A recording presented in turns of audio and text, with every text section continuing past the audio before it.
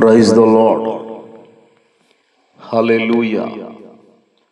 దేవునికి స్తోత్రం. వాక్యాన్ని వినుచున్న ప్రియులైన మీకందరికీ ప్రభునామములో వందనాలు. ఈ దిన ధ్యానాంశముగా కీర్తనల గ్రంథము 66వ కీర్తన 14వ వాక్యాన్ని చదువుచున్నాను.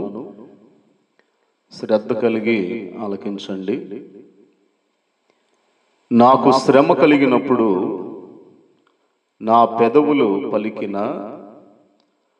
మ్రొక్కుబడులను, నా నోరు వచించిన మ్రొక్కుబడులను నేను నీకు చెల్లించెదను. ఈ లేఖనములో ఉన్నటువంటి ఆశీర్వాదకరమైనటువంటి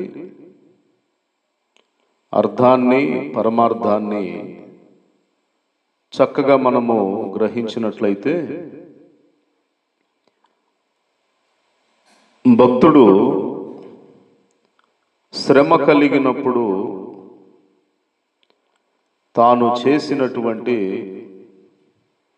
ఓ మంచి పనిని మనకు ఇక్కడ విశదపరుస్తూ ఉన్నాడు.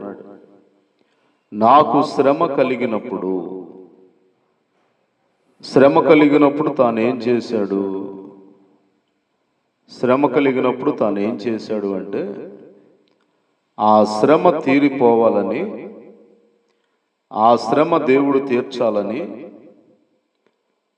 తాను కోరుకుంటూ దేవుని ఎదుట మ్రొక్కుబడులను చేసుకుంటూ ఉన్నాడు. మరి ఇక్కడ మ్రొక్కుబడి చేసుకొనడం అనేటువంటి ఈ అనుభవం మనం చూస్తే, దేవా నాకు నీవు ఈ కార్యాన్ని చేసిన ఎడల, లేదా నా మీదికి వచ్చినటువంటి ఈ శ్రమను నీవు తొలగిస్తే, ఇదిగో నీ మందిరములో ఇంత కానుక వేస్తాను, నీ సన్నిధిలో ఇది సమర్పించుకుంటాను అనేటువంటి కృతజ్ఞత అనేటువంటి ఒక కృతజ్ఞత భావాన్ని భక్తుని యొక్క జీవితంలో మనం చూస్తూ ఉన్నాం. మరి చాలామంది శ్రమలో ప్రార్థన చేస్తారు, దేవుడు శ్రమలను తొలగిస్తాడు. అక్కరలో ప్రార్థన చేస్తారు, దేవుడు అక్కరలు తీరుస్తాడు. వ్యాధిలో ప్రార్థన చేస్తారు, దేవుడు స్వస్థపరుస్తాడు. అయితే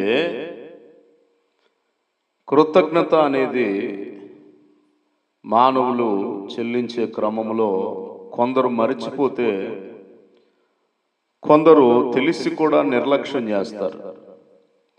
అయితే ఇక్కడ మ్రొక్కుబడి అనేది మనం చూస్తే ముందుగానే కృతజ్ఞత స్తుతులు చెల్లించేటువంటి కార్యక్రమం. దేవుని ఎదుట మ్రొక్కుబడి చేసుకొనడం అంటే ముందుగానే దేవుణ్ణి ఘనపరిచేటువంటి కార్యక్రమం. ఇటువంటి మ్రొక్కుబడులు మనం కూడా చేసుకొని మన శ్రమ నుండి విడుదల పొంది, మనము చేసుకున్నటువంటి మ్రొక్కుబడులను భక్తుడు చెల్లించినట్లుగానే మనము మ్రొక్కుబడులు చెల్లించి ప్రభు యొద్ద కృతజ్ఞత కలిగి మనం ఉండాలి. మరి బైబిల్ గ్రంథంలో మనం చూస్తే, న్యాయాధిపతుల గ్రంథంలో యెఫ్తా మ్రొక్కుబడి చేస్తూ ఉన్నాడు. తన మీదకి వచ్చినటువంటి ఆ యొక్క శ్రమ ఏంటంటే, అమ్మోనీయులతో యుద్ధం చేయాల్సినటువంటి పరిస్థితి వచ్చింది.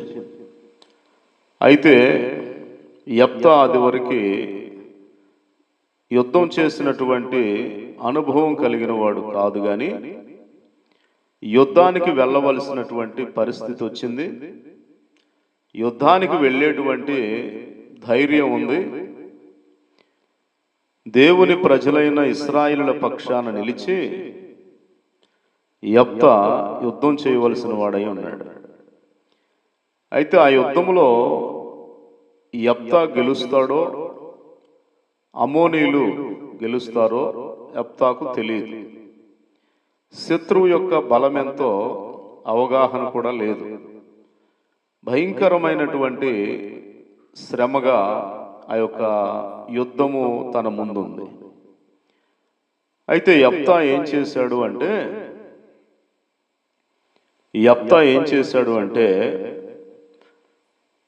30వ వాక్యం 11వ అధ్యాయము 30వ వాక్యం న్యాయాధిపతులు.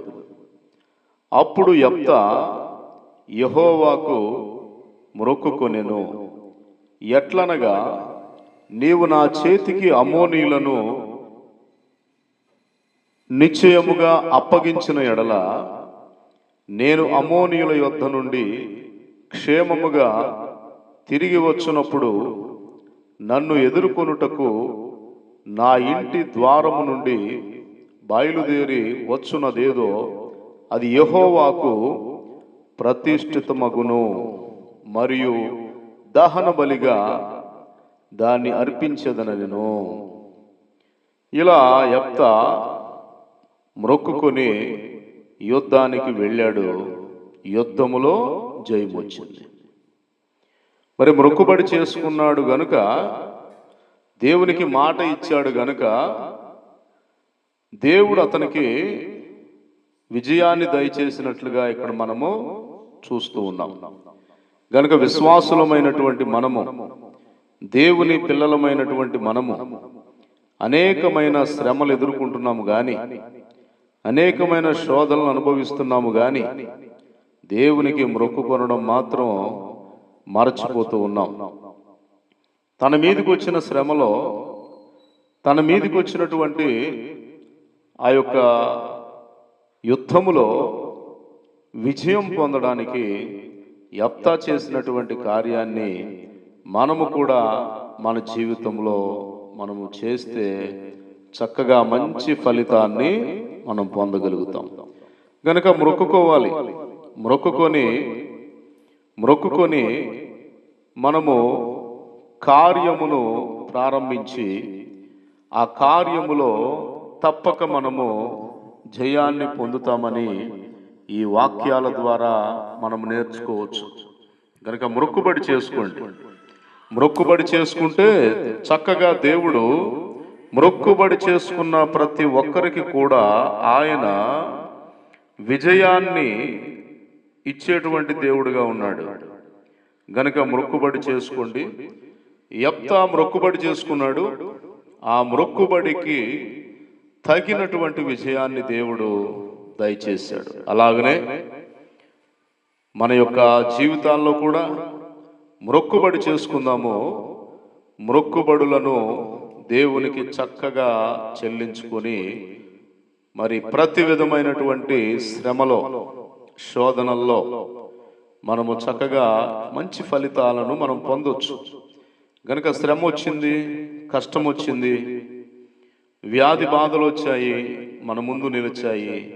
అయితే ఆ వ్యాధి బాధల్లో, ఆ కష్ట నష్టాల్లో, ఆ శోధనల్లో మనం ప్రభు యొద్ద మొక్కుబడి చేసుకోవాలి.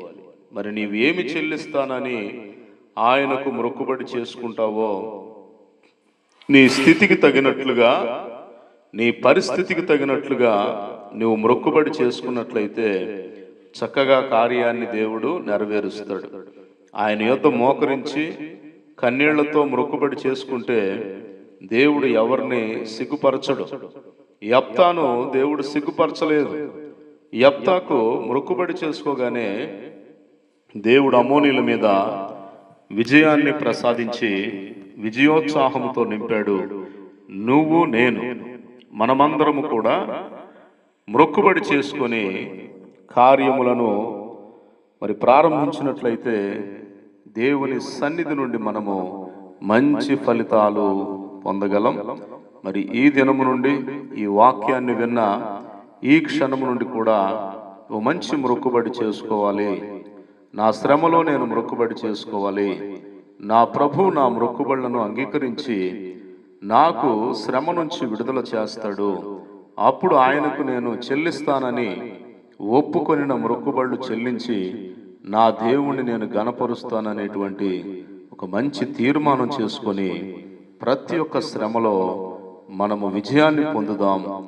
అటు రీతిగా దేవుడు మనందరినీ ఆశీర్వదించి నడిపించునుగాక. ఆమేన్.